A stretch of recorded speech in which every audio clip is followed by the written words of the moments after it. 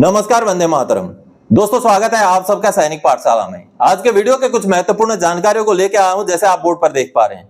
दोस्तों, हाल फिलहाल में कुछ दिनों में 18 महीने का डीएडीआर का एरियर का जिक्र बड़ा जोर शोर से हो रहा है, बहुत ज्यादा हो रहा है कि 18 महीने का डीआर का एरियर मिलेगा, किस्तों में मिलेगा, इकट्ठा मिलेगा, इस दिन मिल जाएगा। लेकिन वित्त मंत्रालय का डिपार्टमेंट ऑफ एक्सपेंडिचर का लेटर आपको दिखा के समझाऊंगा कि आखिर क्या कहता है वित्त मंत्रालय का डिपार्टमेंट ऑफ एक्सपेंडिचर। और साथ ही साथ 8वां पे कमीशन को लेकर बड़े लेवल के अधिकारियों की नियुक्ति शुरू हो गई है, लेटर निकला है, आगे वो भी दिखाऊंगा। और साथ ही साथ सिविल डिफेंस में पूर्व सैनिकों को नियोजित करने को लेकर के जो जानकारी निकली थी, ऐसे में आपकी कितनी मैक्सिमम उम्र होने तक आप सिविल डिफेंस में ज्वाइन कर सकते हैं। क्या आपकी उम्र अगर 80 साल है तब भी सिविल डिफेंस में ज्वाइन कर सकते हैं? क्या आप मेडिकल कैटेगरी है तब भी आप सिविल डिफेंस में ज्वाइन कर सकते हैं? इसके लिए आपको कितना भुगतान किया जाएगा, ये सारी बातें जानेंगे। क्योंकि आज मैं खुद ही ऐसे ही एक मीटिंग में मौजूद था, जो कि जिला प्रशासन के साथ मीटिंग थी, उसमें मैं खुद मौजूद था, तो आपको प्रैक्टिकली ये जानकारियां दूंगा दोस्तों। और साथ ही साथ एंट्री लेवल पे से किस तरीके से पेंशनर्स को फायदा होता है, जैसे यहां नीचे आप लिखा हुआ देख रहे हैं, उसके बारे में भी बेहद महत्वपूर्ण जानकारी आगे लेटर दिखा के समझाऊंगा। तो इन्हीं विषयों को लेकर आगे बढ़ेंगे। आगे बढ़ने से पहले हमेशा की तरह अगर आपने सैनिक पाठशाला का चैनल को सब्सक्राइब नहीं किया है, बगैर सब्सक्राइब किए ही चैनल के वीडियोस को देख रहे हैं, तो आपसे गुजारिश है कि पहले चैनल को सब्सक्राइब कर लीजिए, उसके बाद वीडियो देखना शुरू करें। चैनल सब्सक्राइब करने से मुझे कोई फायदा नहीं होता, केवल मुझे मोटिवेशन मिलता है कि मेरे साथ पेंशनर्स जुड़ रहे हैं। और आपको फायदा यह होता है कि सैनिक पाठशाला में अपलोड किए गए वीडियोस का नोटिफिकेशन आपको तुरंत मिलता है। जी हां, इसलिए चैनल को पहले फटाफट से सब्सक्राइब कर लीजिए, उसके बाद वीडियो को देखना कंटिन्यू रखें। चलिए आगे बढ़ेंगे आज की जानकारियों की ओर। जैसे आप देख पा रहे हैं बोर्ड में, सबसे पहले पूर्व सैनिकों का सिविल डिफेंस में भर्ती और ट्रेनिंग शुरू, एज, मेडिकल कैटेगरी, पेमेंट, सब कुछ क्लियर। जी हां दोस्तों, आज मैं खुद ही मौजूद था मेरे जिला मुख्यालय में तेजपुर में, जहां पर एक मीटिंग थी डिस्ट्रिक्ट एडमिनिस्ट्रेशन के साथ। जो एडीसी थे उनके साथ जिला सैनिक बोर्ड के कोऑर्डिनेशन में हम सभी पूर्व सैनिकों की एक मीटिंग थी, जिसमें ये जानकारियां दी गई कि पूर्व सैनिकों को कितने साल की उम्र तक जो है एनरोल किया जाएगा सिविल डिफेंस में, क्या मेडिकल कैटेगरी के पेंशनर भी ज्वाइन हो सकते हैं, ये सारी जानकारियां निकल के आई। और आखिर पैसा कितना मिलेगा, आपको भुगतान क्या होगा, वो भी जानकारियां निकल के आई हैं। ये कुछ वीडियो क्लिप्स आप देख रहे हैं जो आज के मीटिंग के हैं दोस्तों। इस मीटिंग के दौरान जिला एडमिनिस्ट्रेशन की तरफ से पूर्व सैनिकों के बहुत सारे जमीन विवाद से जुड़े हुए मसलों को भी सॉल्व करने का आश्वासन दिया गया, एप्लीकेशंस लिए गए। अब आपको बताता हूं सिविल डिफेंस को लेकर दोस्तों। सिविल डिफेंस में 18 साल से ऊपर उम्र वाले कोई भी, चाहे पेंशनर हो या चाहे आप सिविलियन हो, कोई भी हो, आप ज्वाइन कर सकते हैं। आप अगर मान लीजिए 70-75 साल के भी पूर्व सैनिक हैं, फिर भी आप वॉलंटियर हैं, आप फिजिकली सक्षम हैं, तब भी आप ज्वाइन कर सकते हैं। आप मेडिकल कैटेगरी सेफ 1 में भी नहीं है, फिर भी आप ज्वाइन कर सकते हैं अगर आप वॉलंटियर हैं तो। सवाल सिर्फ इतना है, आप चल फिरने लायक होने चाहिए, आप वहां पर जो रिक्वायरमेंट है उसको पूरा करने लायक होने चाहिए दोस्तों।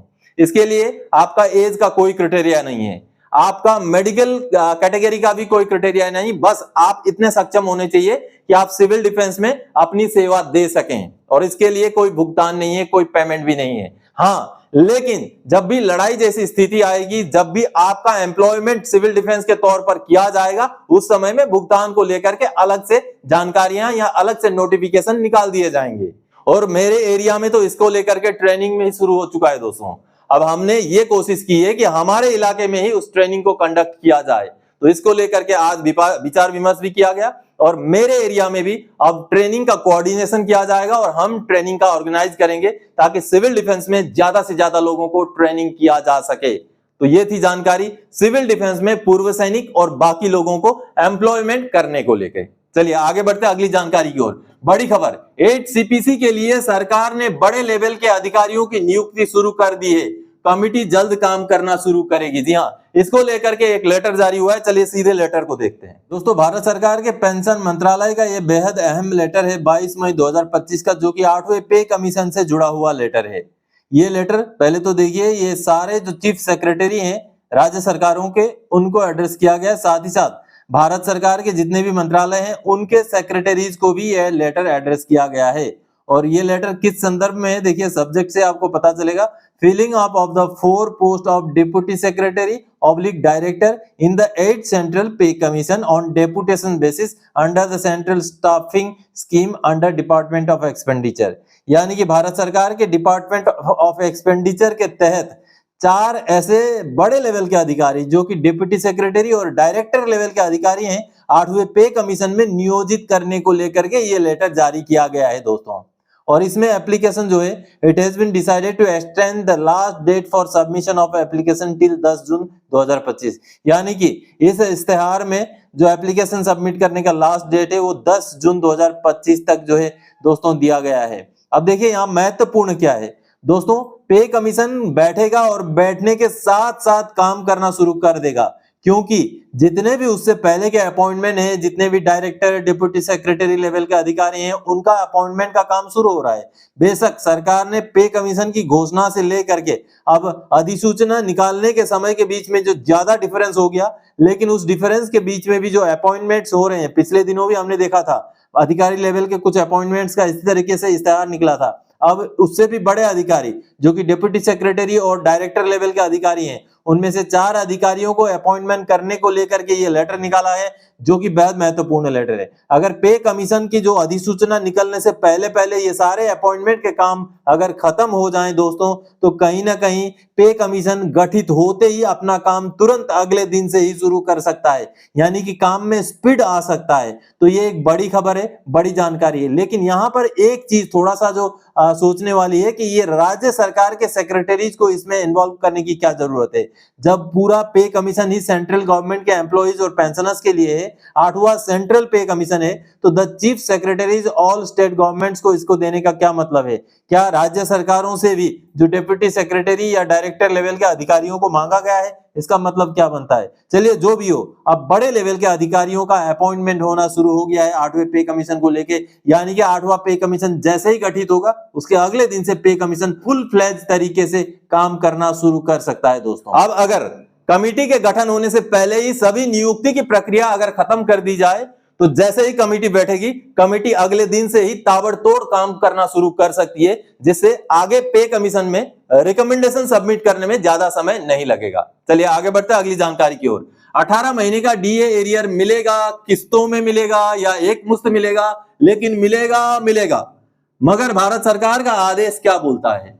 हाल फिलहाल में आपने सोशल मीडिया में और मीडिया में भी ये खबरें सुनी होंगी कि 18 महीने का डीए मिलेगा, लेकिन कब मिलेगा? क्या मुश्तों में मिलेगा, इकट्ठा मिलेगा? खबरें तो ये भी आ जाती हैं कि सरकार ने अप्रूव कर दिया है, लेकिन भारत सरकार का फाइनेंस मिनिस्ट्री का जो आदेश है वो क्या बोलता है? दोस्तों अमूमन हमने देखा है यूट्यूब में भी सामने थंबनेल में लगा दिया जाता है 18 महीने के डीआर के एरियर को लेके खुशखबरी। आज के इस वीडियो में मैंने ये नहीं लगाया ताकि आपको कोई भ्रम ना हो, आपको सही जानकारी, सच्ची जानकारी आपको मिल सके। नहीं तो आप भी कमेंट करेंगे कि आपने फ्रंट में तो हेडिंग में तो कुछ और लिखा है, लेकिन अंदर आपने 18 महीने का डीएडीआर के बारे में, एरियर मिलने के बारे में तो कुछ बताया नहीं, ऐसा बोलेंगे। इसलिए मैंने फ्रंट में थंबनेल में यानी कि हेडलाइन में 18 महीने का डीएडीआर का कहीं जिक्र नहीं किया। लेकिन सच्ची जानकारी क्या है? 18 महीने का डीएडीआर का क्या एरियर अभी मिलने वाला है, इसको लेकर के डिपार्टमेंट ऑफ एक्सपेंडिचर का लेटर क्या बोलता है? जब डीए को फ्रीज किया गया था तब जो लेटर निकाला गया था उसमें क्या लिखा हुआ है उसको देखते हैं। चलिए दोस्तों, भारत सरकार के वित्त मंत्रालय का डिपार्टमेंट ऑफ एक्सपेंडिचर का ये वो लेटर है 23 अप्रैल 2020 का, जिस लेटर के बाद हमारा डीएडीआर 18 महीने का फ्रीज किया गया था।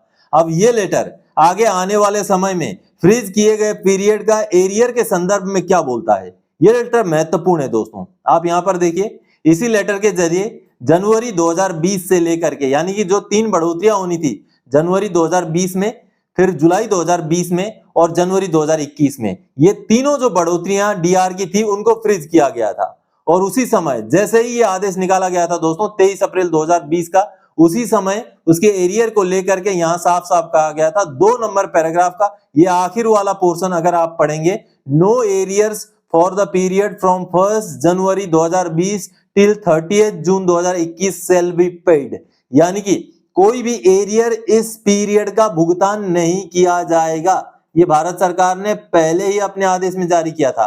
हालांकि इसके बाद भी भारत सरकार से मांग जारी है, कर्मचारी संस्थाओं द्वारा मांग जारी है, लेकिन आए दिन जो खबरें आती हैं सोशल मीडिया में और मीडिया में कि 8वां पे कमीशन का एरियर सरकार ने रिलीज कर दिया, 4 किस्तों में भुगतान हो जाएगा, एक ही किस्त में भुगतान हो जाएगा, अकाउंट में आना शुरू हो गया, ये सारी की सारी खबरें निराधार हैं। जब तक भारत सरकार का 23 अप्रैल 2020 का इस लेटर को कैंसिल करके भारत सरकार ये जो लाइन है, no arrears for the period from 1 January 2020 till 30 June 2021 shall be paid, इस लाइन को कैंसिल करके इसको अमेंड करके जब तक दूसरा लेटर भारत सरकार नहीं निकालती तब तक एरियर का भुगतान 18 महीने का हो ही नहीं सकता। इसलिए इस तरीके की जो खबरें आती हैं उन खबरों पर बिल्कुल भी भरोसा मत कीजिएगा। तो आपने देखा साफ साफ उसी समय सरकार ने ये लिख दिया था कि इसका कोई एरियर नहीं मिलेगा, लेकिन मांग जारी है, इसमें भी दो राय नहीं है, मांग जारी है। इवन 8वें पे कमीशन के जो मांग पत्र भेजा गया उसमें भी 18 महीने का डीएडीआर की मांग रखी गई है। लेकिन अभी जो भी खबरें आ रही हैं, मिलेगा, मुश्तों में मिलेगा, इकट्ठा मिलेगा, कुछ भी हो, ये खबरें निराधार हैं, आप इन खबरों पर भरोसा ना करें। चलिए अगली जानकारी की ओर आगे बढ़ते हैं। वाह, एंट्री लेवल पे का फायदा देखें। जी हां, बेसिक में भी बढ़ोतरी, कम्यूटेशन में भी बढ़ोतरी और ग्रेजुइटी में भी बढ़ोतरी। चलिए रिकॉर्ड ऑफिस का सीधे लेटर आपको दिखाता हूं।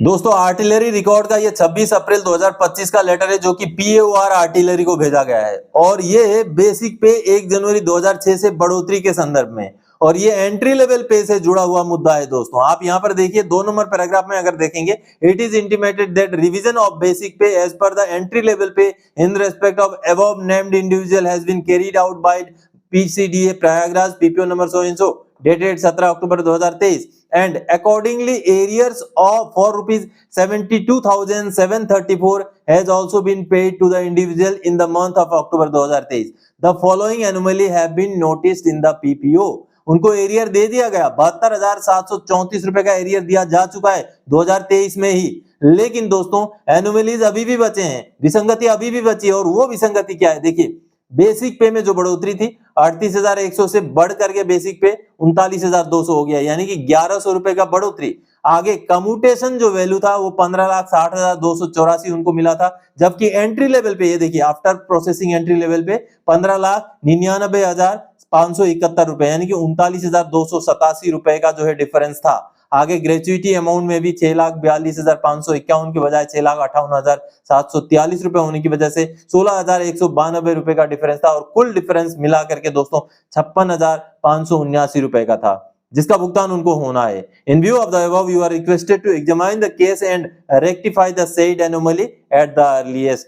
ये देखिए ये लेटर अभी भेजा गया, यानी कि एंट्री लेवल पे के केसेस आज के डेट में भी बहुत सारे केसेस प्रोसेस हो रहे हैं। दोस्तों एंट्री लेवल पे उनको लागू है जो 1 जनवरी 2006 के डेट में सर्विस में थे, जो उससे पहले के रिटायरी हैं उनको लागू नहीं है। जो 1 जनवरी 2006 के डेट में सर्विस में थे और जिस रैंक में भर्ती हुए थे उसी रैंक में थे, यानी कि आप सिपाही में भर्ती हुए थे 1 जनवरी 2006 के डेट में भी सिपाही थे, या आप हवलदार में भर्ती हुए थे या नायब सूबेदार में भर्ती हुए थे और उस दिन भी आप उसी रैंक में थे, तभी आपको एंट्री लेवल पे लागू है। आज के डेट में भी बहुत सारे पेंशनर्स हैं जो पेंशन आ चुके हैं, लेकिन एंट्री लेवल पे के बारे में उनको पता ही नहीं चल रहा है, इसलिए आप भी जानकार बने। एंट्री लेवल पे को लेकर के सैनिक पाठशाला में बहुत सारे वीडियोस डिटेल्स समझा करके डाले गए हैं। आप यूट्यूब में अगर सर्च करेंगे सैनिक पाठशाला आगे एंट्री लेवल पे, तो आपको वो वीडियोस मिल जाएंगे जिनको देख करके एंट्री लेवल पे का डिटेल्स आप जानकारी ले सकते हैं। तो दोस्तों आज के इस वीडियो में इन्हीं जानकारियों के साथ आया था। आगे और कोई जानकारी था कि आपसे सरोकार रखने वाला विषय लेके मैं फिर से हाजिर हो जाऊंगा। तब तक के लिए जय हिंद दोस्तों।